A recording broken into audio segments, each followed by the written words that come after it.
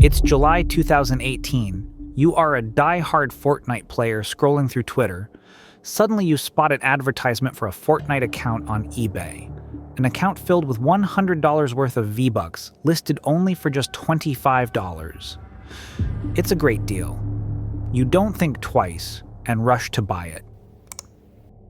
Now, you own a Fortnite account worth $100 for only $25. You feel excited and everything seems perfect and legit, right? Wrong.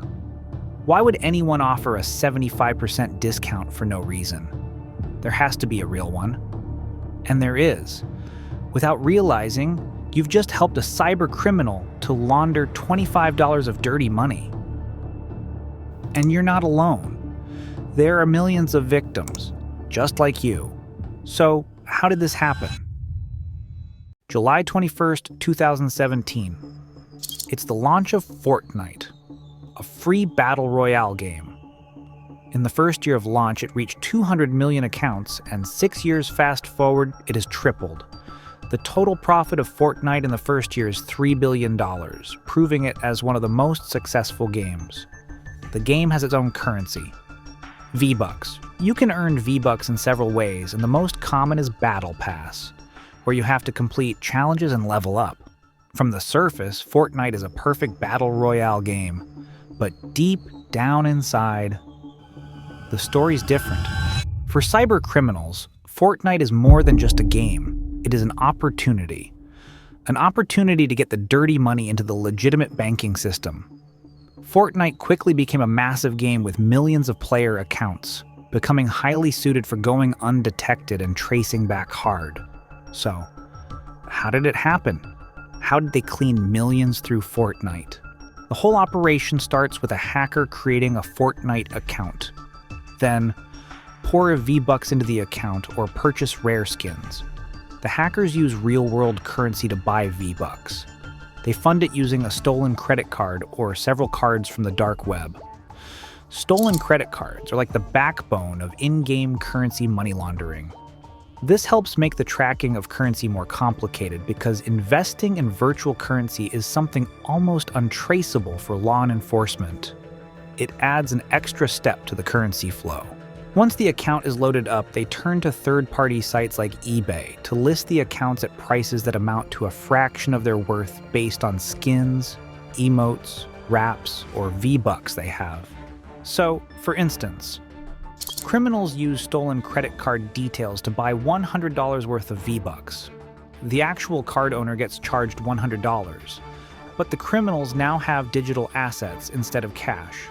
They technically spend $0 of their own money. They are just using stolen funds. Then, the criminal sells the $100 worth of Fortnite account on open internet marketplaces like eBay. They advertise this on social media platforms like Twitter and Instagram. Sometimes these are sold in underground marketplaces such as dark web forums, Telegram groups, and shady online stores. To attract buyers quickly, they sell at a steep discount, let's say, for $25. Buyers probably unaware of this fraud pay $25 via a legit platform such as PayPal, cryptocurrency, or other digital wallets. In this instance, the hacker receives $25 in PayPal, and it looks like a legitimate gaming transaction. If questioned, they can claim they were just selling in-game currency, which is not necessarily illegal.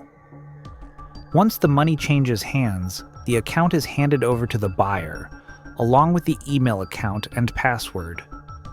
The criminals withdraw the $25 from PayPal into their bank account, and since banks don't see any direct connection to illegal activities, the $25 is now clean and usable.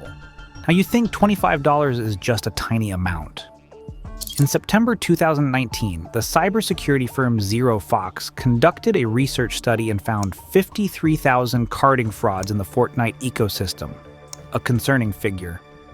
Researchers at Sixgill, another cybersecurity firm, found that $250,000 worth of Fortnite items sold only on eBay in just 2 months.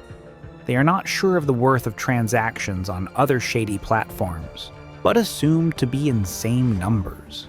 By posing as potential customers, 6 Gil agents uncovered Fortnite money laundering operations around the globe being conducted in Chinese, Russian, Spanish, Arabic, and English. The game is available on every major gaming platform and is free to play up front. Its sole source of revenue comes from non-essential in-game purchases, including various animated dance moves.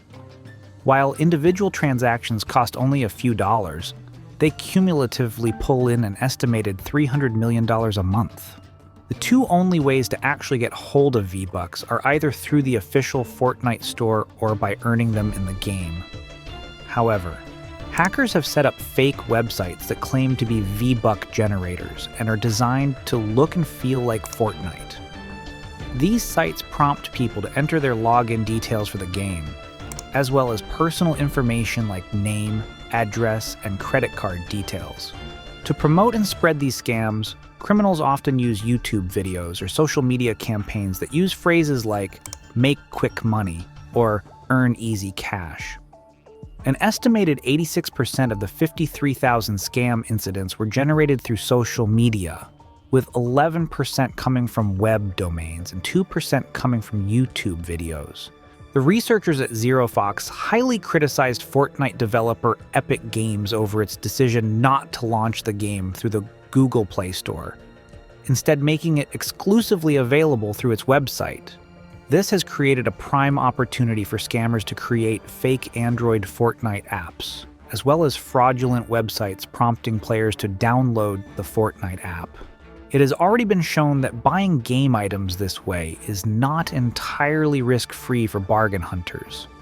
The sellers attempt to gain access to the game account of the buyer by tempting him to hand over personal data mainly through phishing. We know what happens if they succeed.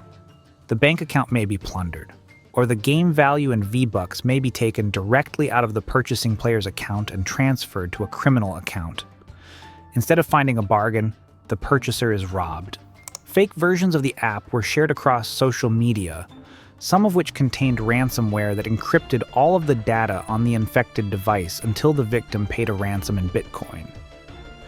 Despite Fortnite's best attempts to prevent players from using these fraudulent websites through their forums and support, players continue to fall victim to these kinds of scams daily, especially Android device users.